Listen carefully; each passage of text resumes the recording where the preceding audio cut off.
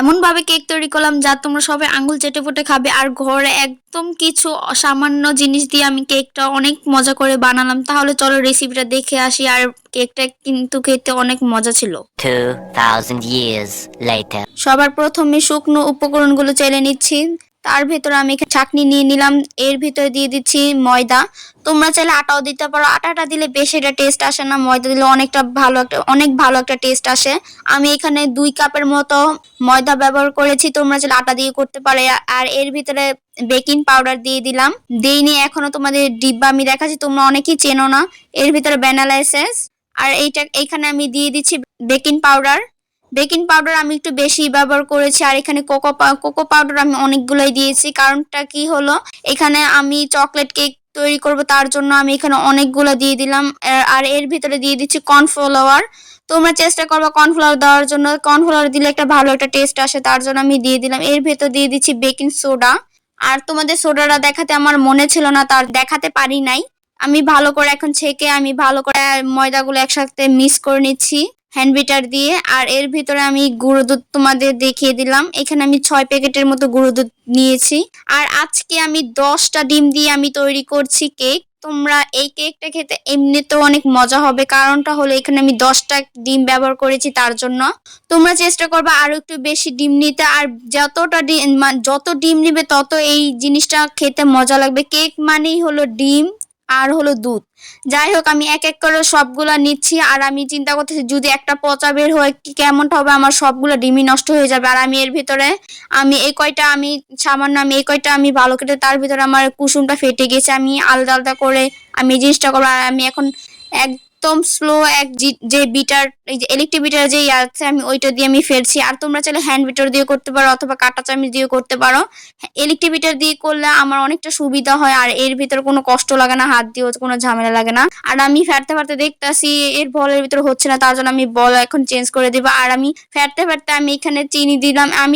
চিনি এখানে আমি 3.5 কাপের মতো ব্যবহার করেছি। কেক মানে মিষ্টি, যদি মিষ্টি না হয় তাহলে একটু খেতে মজা লাগবে না, তার জন্য আমি এখানে বড় একটা বল নিয়ে নিয়েছি। আর এইখানে 10টা ডিম আছে। আর আমি এখানে অল্প অল্প করে চিনি দিচ্ছি। তোমরা চেষ্টা করবে অল্প অল্প করে দিতে, কারণটা হলো চিনি থেকে অনেকটা পানি বের হয়, তার জন্য আমি অল্প অল্প করে দিয়েছি। এর ভিতরে আমি দিয়ে দিচ্ছি বাটার। তোমরা চাইলে তেলও দিতে পারো। এখানে বাটারটা দিলে অনেক অনেক সুন্দর গ্যারান আসে। আর এখানে আমি যে 3 চামচের মতো দিয়েছি, আমি 1 চামচে তোমাদের দেখিয়েছি, আমার আরো দেখাতে মনে ছিল না। আর এর ভিতরে আমি এক এক করে সবগুলো কুসুম দিয়ে দিচ্ছি। আর আর তোমরা চাইলে তেলটা একটু বেশি পরিমাণ ব্যবহার করবা। তোমরা অনেকেই আছো তেলের পরিমাণটা বুঝতে পারো না, তোমাদেরকে আমি আবারও বলে দিচ্ছি। তোমরা 10টা ডিমের জন্য কমপক্ষে হলে 2 কাপের মতো এখানে তেল ব্যবহার করতে হবে। কারণটা হলো তেল অনেকটাই ব্যবহার করতে, এখানে কেকটা অনেক বড় হবে, তার জন্য। আর আমি বাটার দিলে তেলটা এত পরিমাণ লাগে না। আর এখানে আমি একটা জিনিস ভুল করে ফেললাম, আমি ভালো করে একসাথে আমি সবগুলো যে ময়দা ঢালতে যে মানে সবই পড়ে গেল। যাই হোক, কিছুই হবে না। আমি সবার প্রথমে আমি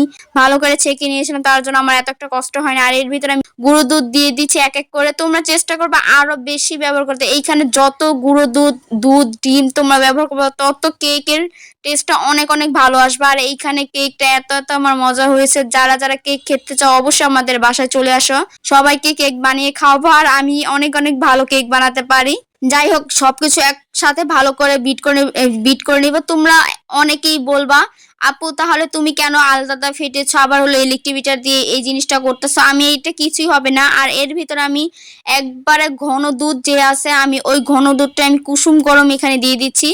2 কাপের মতো দিয়েছি, আরো লাগলে আরো পরে দিব। এখানে ভ্যানিলা এসেন্স দিয়ে দিচ্ছি। ভ্যানিলা এসেন্সটাও তোমাদের পরিমাণ মতোই দিবা। ভ্যানিলা এসেন্সটা দিলে ডিমের যে একটা গন্ধ আছে ওই গন্ধটা আর আসবে না।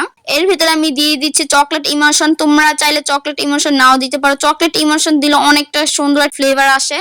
আর তোমরা চাইলে এখানে যে কোনো ফ্লেভার দিতে পারো। এখানে আমি চকলেট ইমোশনই দিয়েছি, আমি কারণটা হলো আমি চকলেট কেক বানাবো, তার জন্য। আর যদি তোমরা চকলেট কেক বানাবা অবশ্যই তোমাদের কফি ব্যবহার করতেই হবে। আর কফি যদি ব্যবহার না করো তাহলে একটা ভালো একটা মানে টেস্ট আসবে না। এখানে আমি 2টা ব্যবহার করছি, একটা ছোট প্যাকেট আর একটা বড় প্যাকেট। তোমরা তোমাদের পরিমাণ মতো দিবে, এখানে আমার পরিমাণ মতো দিয়েছি। আর তোমরা অনেকেই বলো মিষ্টি জিনিসে লবণ ব্যবহার করতে নেই, আমি সবসময়ই করি। তোমরা যদি না চাও তাহলে তোমরা নাও দিতে পারো। এখানে আমি ভালো করে ইলেকট্রিক বিটার দিয়ে আমি ভালো করে ফেটে নিচ্ছি। এইটা আমি একদম লোতে করেছি। আর আর এই ঘনত্বটা বেশি পাতলাও না বেশি মোটাও না। আর বেশি মানে এই যে এটা একদম পরিমাণ তোমরা দেখতেই পারতাছো, এটা বেশি ঘনও না আবার বেশি পাতলাও না, একদম পরিমাণের মতো আছে। আর এইখানে আমার প্রায় আমার শেষ, আমি এখন যে মোল্ডে ঢেলে নিব। আর তোমরা যে কোনো মোল্ড নিতে পারো, এখানে কোনো মোল্ডের কোনো সাইজটা নেই। আর তোমাদের ঘনত্বটা আমি আবারও দেখিয়ে দিলাম। আর এর ভিতরে আমি একটা সসমিনি নিয়ে নিয়েছি, আমরা যে রান্না বাড়া করে খাই ওই সসমিনি। এর ভিতরে আমি ভালো করে তেল ব্রাশ করে আমি যে লেখালেখির কাগজ আছে ওই কাগজটা দিয়ে আমি ভালো করে দিচ্ছি। এখানে আমার কাছে ফয়েল পেপার ছিল না তার জন্য। আর উপর থেকে আমি ভালো করে কেকগুলোর ব্যাটারটুকু ঢেলে দিয়ে আমি ভালো করে একটা চামচ দিয়ে নিচ্ছি, নাহলে নিচে আবার বাবল থাকতে পারে। এর ভিতরে আমি গ্যাসের বসিয়ে দিলাম। তোমরা যাদের কাছে মাইক্রোওভেন আছে তারা তোমরা 140 ডিগ্রিতে তোমরা 20 মিনিটের মতো বেক করতে পারো। আর আমার কাছে তো মাইক্রোওভেন নেই, তার জন্য আমি চুলাতেই আমি 55 মিনিট বেক করে নিলাম। যাই হোক, আর এখন আমি চুলাত নিয়ে বসিয়ে দিব। আর তোমরা চাইলে মাইক্রোওভেন দিয়ে করতে পারো, আমি তোমাদের তাপমাত্রা তো বলেই দিলাম। আর তোমরা সবাই আমার বাইরের যে লোকটা আছে কলা পাতার এই জিনিসটা তোমরা আমাকে অনেকই পছন্দ করো। যাই হোক, আর কেকটা কিন্তু খেতে অনেক অনেক মজা ছিল, মাশাল্লাহ মাশাল্লাহ। তোমরা বাসায় একবার হলো সবাই তৈরি করবা আর আমাকে জানিয়ে যাবা কেকটা তোমাদের কেমন হলো।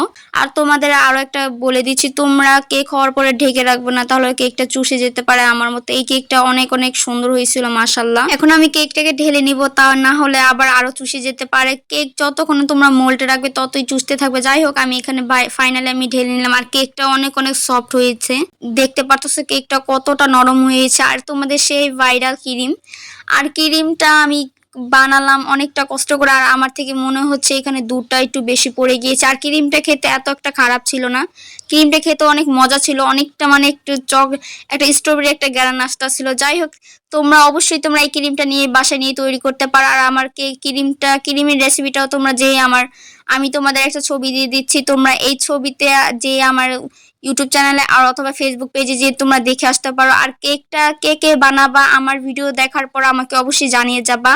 আর তোমাদের বাসায় একদিন হলো আমাকে দাওয়াত দিবা, তোমাদের বাসায় যে খেয়ে আসবো, দেখবো আমার মতো কেক হয়েছে কিনা তোমাদের। আর কেকটা খেতে অনেক অনেক মজা ছিল। তোমাদের এখন কেটে দেখাচ্ছি কেকটা কত কত সফট, মাশাল্লাহ।